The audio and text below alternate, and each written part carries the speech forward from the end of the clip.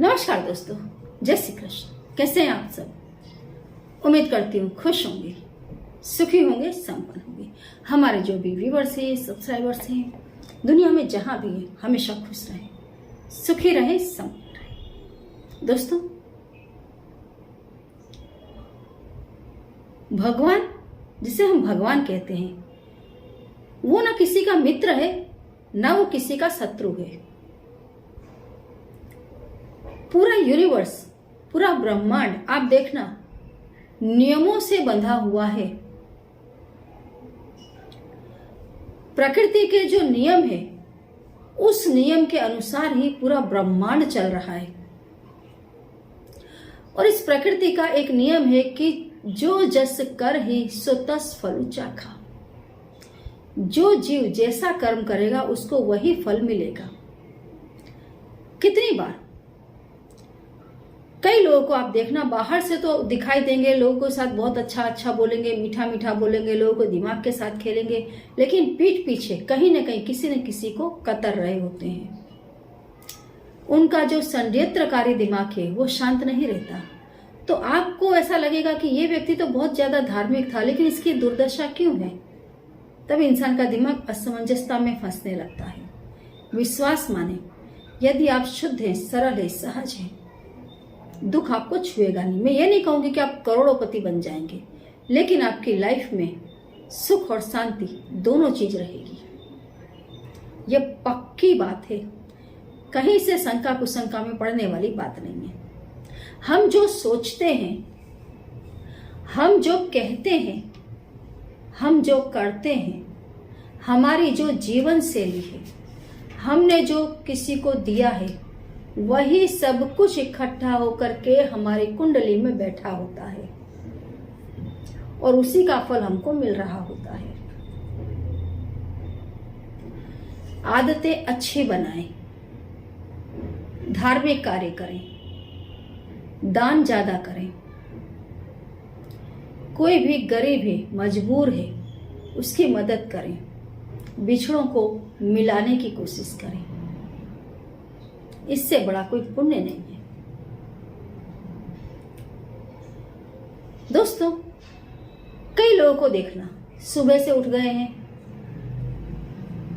6 बज गए, 7 बज गए, 8 बज गए, कुछ लोग तो उठते ही नहीं। 8 बज गए, बज जाए कि 9 बज जाए कि 10 बज जाए, जितना बजना हो बज जाओ, हमको नहीं उठना। हम तभी उठेंगे जब हमारी नींद पूरी हो जाएगी, और नींद पूरी होनी नहीं है क्योंकि रात को तो सोना नहीं है जल्दी।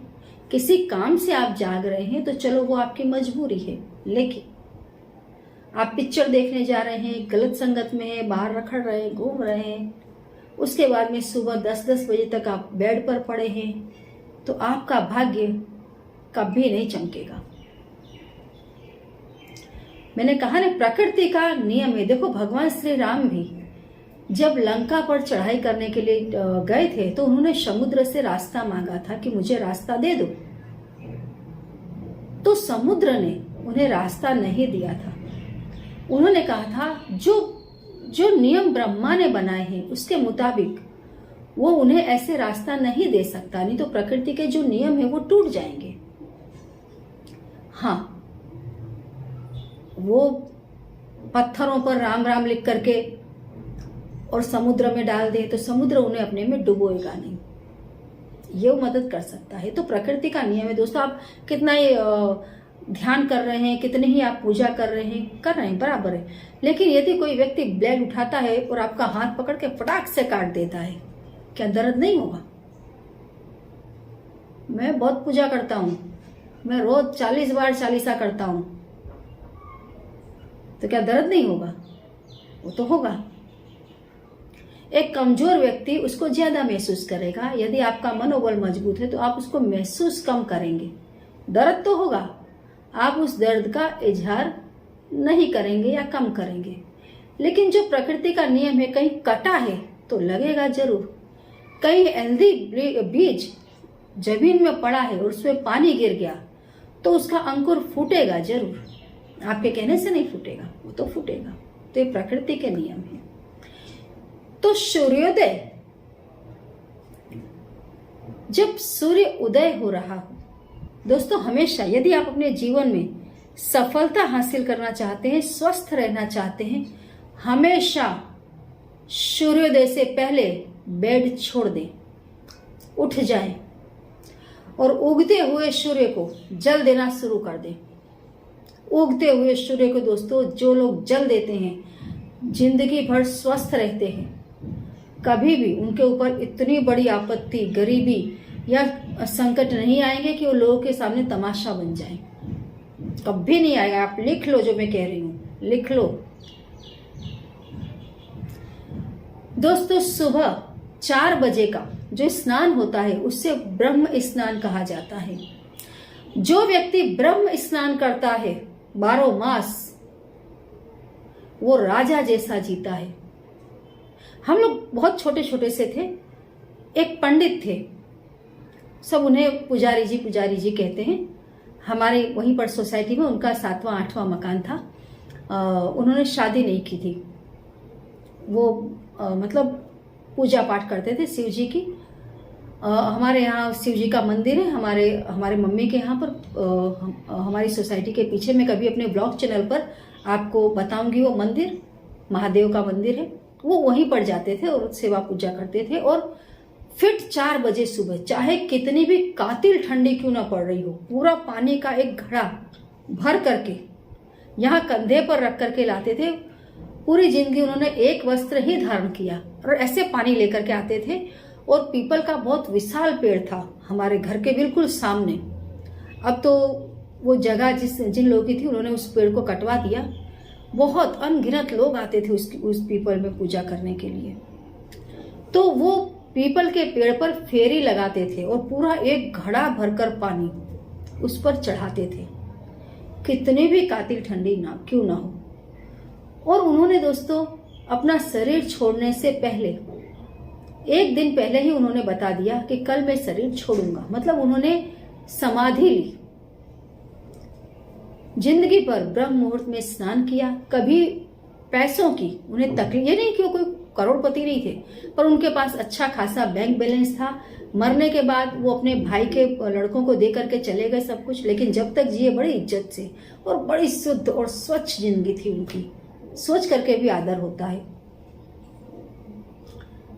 तो ऐसे लोग दोस्तों हमेशा राजा जैसे जीते हैं जो ब्रह्म स्नान करते हैं। आप देखना, कई लोग 8 बजे स्नान करने जाते हैं, 10 बजे स्नान करेंगे, पहले उठेंगे, चाय पियेंगे, नाश्ता करेंगे, जो यहाँ वहाँ हाथ लगा खा पी लेंगे। उसके बाद में भी बैठे बैठे 1-2 घंटा समय व्यतीत कर देंगे।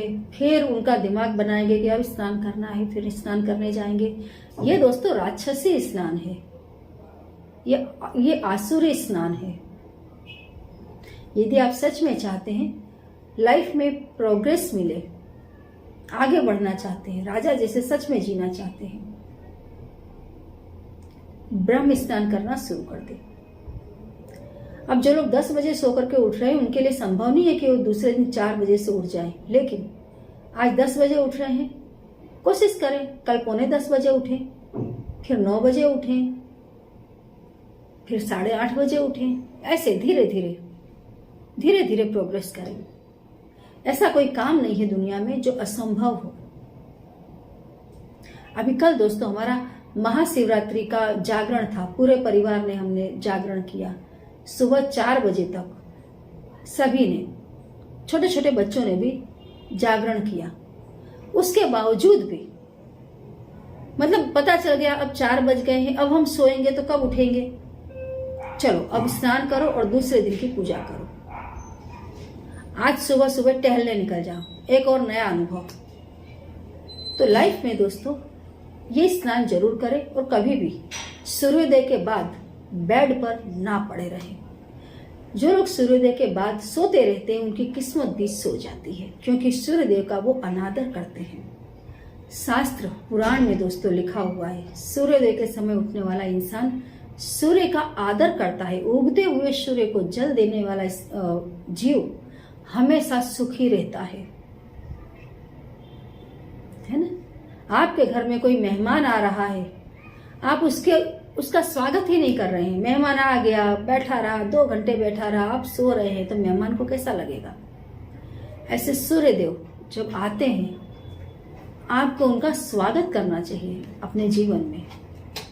हमेशा आपका प्रोग्रेस होगा, क्योंकि सूर्यदेव हमेशा आप पर प्रसन्न रहेंगे। सूर्य जिस पर प्रसन्न है दोस्तों, वो व्यक्ति की किस्मत सूर्य की तरह ही चमकती है दुनिया में।